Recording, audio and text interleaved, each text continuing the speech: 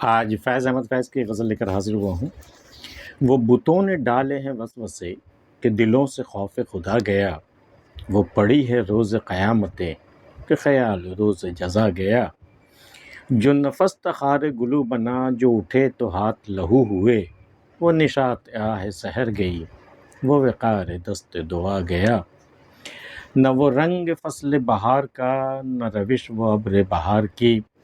جس صدا سے یار تھے آشنا، وہ مزاج باد صبا گیا۔ جو طلب پہ عہد وفا کیا، تو وہ اب روئے وفا گئی، سر عام جب ہوئے مدعی تو ثواب صدق و صفا گیا۔ ابھی باد بان کو تہ رکھو، ابھی مضطرب ہے رخ ہوا، کسی راستے میں ہے منتظر وہ سکون جو آ کے چلا گیا۔ وہ بتوں نے ڈالے ہیں وسوسے کہ دلوں سے خوف خدا گیا، وہ پڑی ہے روز قیامتیں کہ خیال روز جزا گیا۔ یہ بت جو ہے نا، دنیاوی بت، چلتے پھرتے بت جنہیں دیکھ کر ایمان لرز جاتا، ان بتوں کے بارے میں بات ہو رہی ہے کہ ان کو دیکھ کر کے ایسے ایسے وسوسے مطلب ایسے ایسے برے خیالات، ایسے ایسے شیطانی خیالات آ رہے ہیں دلوں میں نا، ایسے خیالات جو ایمان سے آپ کو ہلا دے، ایمان سے ہٹا دے، ایمان کے راستے سے آپ کو بھٹکا دے، ایسے ایسے خیال بتوں کو دیکھ کر کے آ رہے ہیں دلوں سے کہ خوف خدا گیا۔ اب خدا کا خوف بھی دل سے چلا گیا ان بتوں کو دیکھ کر کے۔ وہ بتوں نے ڈالے ہیں وسوسے، انہیں دیکھ کر، ان چلتی پھرتی بتوں کو دیکھ کر کے ایسا سا خیال آ رہا دل میں کہ دل سے خوف خدا بھی گیا۔ وہ پڑی ہے روز قیامتیں، ایسی ایسی قیامتوں سے روز گزارنا پڑ رہا کہ خیال روز جزا گیا۔ روز جزا جو ایک قیامت کا دن جو برپا ہونے والا، اس کا بھی خیال چلا گیا، چونکہ قیامتیں تو روز دل پہ گزر رہی ہیں۔ وہ پڑی ہے روز قیامتیں کہ خیال روز جزا گیا۔ وہ نفس تخار گلو بنا، جو اٹھے تھے ہاتھ لہو ہوئے، جو سانسیں آ جا رہی تھیں وہ گلے میں کانٹے کی مانند وہ لگ رہا وہ سانسیں۔ جو نفس تخار گلو بنا، جو اٹھے تو ہاتھ لہو ہوئے، اور جو ہاتھ اٹھے دعا کے لیے وہ یا تو نامراد ہوئے یا پھر کاٹ دیے گئے۔ وہ جو نفس تخار گلو بنا، جو اٹھے تھے ہاتھ لہو ہوئے، وہ نشاط آہ سحر گئی، وہ وقار دست دعا گیا۔ وہ صبح کی جو تازہ تازہ ہوا، اس میں جو ایک خوشی اور ایک مسرت اور ایک جو ملتی ہے، وہ نشاط جو ملتی ہے نا، وہ بھی گیا، کیونکہ اب جو سانسیں آ جا رہی تھی وہ تو گلے کا کانٹا بن چکی ہیں، اور وہ وقار دست دعا گیا۔ اور جو دست دعا میں ایک وقار تھا، ایک پرسٹیج تھی کہ بھئی ہاتھ اٹھا کے کچھ مانگی جائے، تو ہاتھ تو لہو ہو گئے، تو وقار دست دعا بھی گیا۔ جو نفس تخار گلو بنا، جو اٹھے تھے ہاتھ لہو ہوئے، وہ نشاط آہ سحر گئی، وہ وقار دست دعا گیا۔ نہ وہ رنگ فصل بہار کا، نہ روش وہ ابر بہار کی،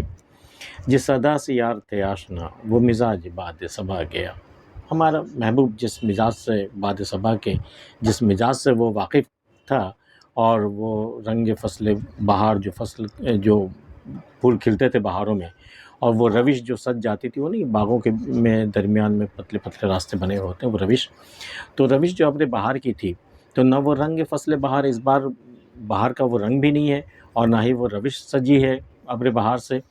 نہ وہ رنگ فصل بہار کا، نہ وہ روش وہ ابر بہار کی، جس صدا سے یار تھے آشنا، جس راستے سے اور جس صدا سے میرا یار، میرا محبوب آشنا تھا، وہ مزاج باد صبا گیا، باد صبا کا وہ مزاج بھی بدل گیا۔ جو طلب پہ عہد وفا کیا، تو وہ اب روئے وفا گئی، سر عام جب ہوئے مدعی تو ثواب صدق و صفا گیا۔ بھئی وفا کا جو عہد ہوتا ہے وہ اپنے دل سے ہوتا ہے، اپنی مرضی سے ہوتا ہے۔ آپ قسم کھاتے ہیں کہ بھئی میں تمہارا ہوں، یہ، لیکن اگر وہ سامنے والا طلب کرے آپ سے کہ بھئی تم وعدہ کرو مجھ سے کہ تم محبت نبھاؤ گے، تو یہ جو طلب پہ جو ہوتا ہے نا عہد وفا، تو اس سے وفا کی عزت جاتی ہے۔ یہ محبت کی بے آبروئی ہے اگر کوئی طلب آپ سے کرے، آپ سے عہد کرنے کو طلب کرے، تو طلب کرنے کی چیز تو نہیں ہے۔ یہ عاشق خود اپنے دل سے وہ کہے گا کہ ہاں بھئی میں وعدہ کرتا ہوں۔ تو جو طلب پہ عہد وفا، یہ طلب پہ عہد وفا کرنا، گویا یہ تو عہد وفا نہ ہوا، تو ڈیمانڈ ڈرافٹ ہو گیا۔ جو طلب پہ عہد وفا کیا، تو وہ اب روئے وفا گئی، جو محبت کی آبرو تھی وہ تو چلی گئی، سر عام جب ہوئی مدعی، اور جب لوگوں کے بیچ میں سر عام جب ہم نے اپنا مدعا بیان کیا، ہم نے ڈیمانڈ کیا کہ بھئی مجھ سے عہد کرو، تو ثواب صدق کو صفا گیا۔ اب جو ہماری سچائی اور ہماری پیورٹی پر اور ہماری پاکیزگی پر جو انعام ملنے والا تھا اللہ کی طرف سے، جو ثواب ملنے والا تھا، اس سے بھی گئے، کیونکہ ہم تو اپنے دل سے ہم نے تو عہد کیا نہیں، تو ڈیمانڈ پر کیا ہم نے۔ جو طلب پہ عہد وفا کیا، تو وہ اب روئے وفا گئی، سر عام جب ہوئے مدعی تو ثواب صدق و صفا گیا۔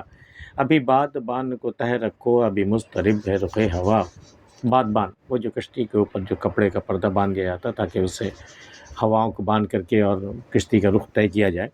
تو ابھی اسے لگانے کی ضرورت نہیں ہے، ابھی اسے تہہ رکھو، ابھی بادبان کو تہہ رکھو، ابھی مضطرب ہے رخ ہوا، ابھی ہواؤں کا رخ جو ہے بڑا مضطرب، بڑا بے چین ہے، کبھی ادھر سے ادھر کوئی ایک رخ طے ہو ہی نہیں رہا، تو ابھی بادبان لگانے سے بھی کوئی فائدہ نہیں ہے، کیونکہ کبھی ہوا ادھر سے چلتی کبھی ادھر سے چلتی، بڑا بے چین ہے بالکل۔ ابھی بادبان کو تہہ رکھو، ابھی مضطرب ہے رخ ہوا، کسی راستے میں ہے منتظر، وہ سکون جو آ کے چلا گیا، وہ سکون جو آیا تھا زندگی میں، وہ جو چلا گیا نا، وہ کہیں اور منتظر ہے،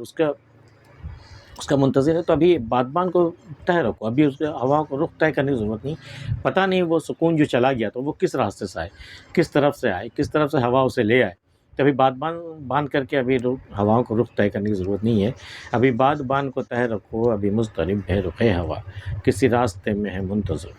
وہ سکون جو آ کے چلا گیا۔ فیض احمد فیض کی غزل آپ کو کیسی لگی بتا سکتے ہیں، اور اگر آپ نے ہمارے چینل سبسکرائب نہیں کیا ہے تو کر سکتے ہیں، ملتے ہیں پھر کسی اگلی ویڈیو میں، تب تک کے لیے اللہ حافظ۔